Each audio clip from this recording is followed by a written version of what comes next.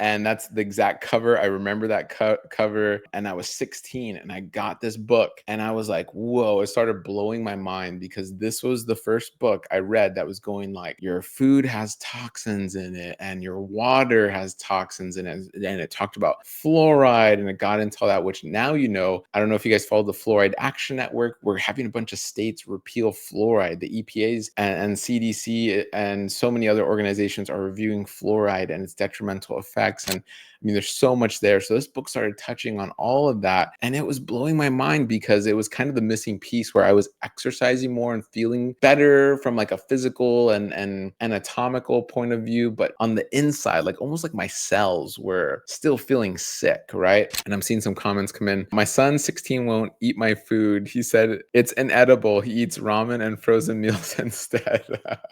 There's hope. That's so funny. It's funny, but it's not. Look, I mean, well, I'm going to touch on that, but I want to say there's hope because when I was 16, I got this book for whatever reason. I did not grow up reading books per se. So I want to let you know a little bit of the home I grew up in. I didn't have a ton of books. I found myself, I've always just been curious. And I think that's why I am where I am today.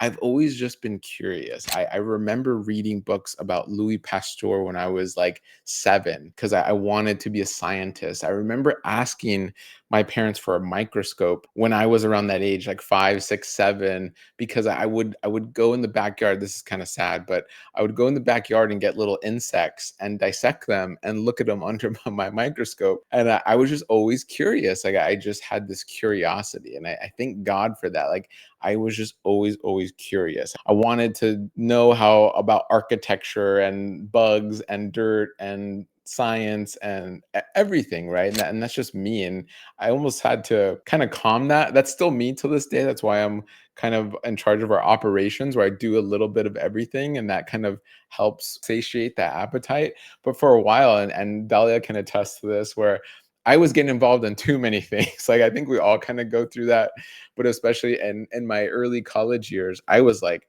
so interested in so many things. And so it took a while. Like I had to switch my majors. I was interested in kinesiology at first and so much, but that was my original major for those that didn't know. And it was actually me just reading more on nutrition that made me switch my majors to human nutrition and food science. And that's where I got my undergrad. And so I have to credit this book, although I don't know. I should look into Kevin Trudeau in this book and see what they're up to now or what he's up to.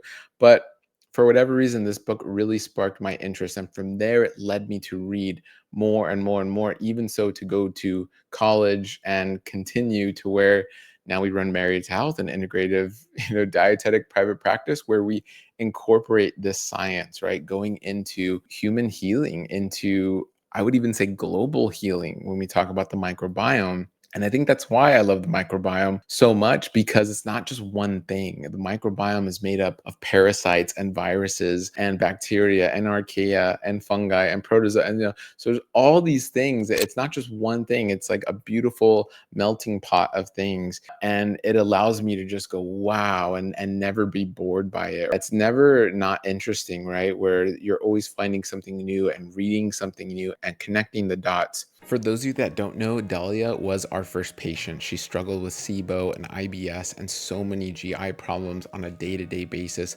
hunched over, causing so many other issues. We wish we had a protocol in place, a program in place that led her through step by step, inch by inch, and really guide by guide, so she had everything at her fingertips. Now we have that. That is our Good Gut SIBO IBS program. You can do it 100% plant-based. You can customize it, but it is one of the only programs that is geared towards plants, that can help you customize plants, that can help you tolerate more plants, and really gets to the root of your SIBO, of your IBS, of your ISO, SIFO, IMO, and any other type of overgrowth.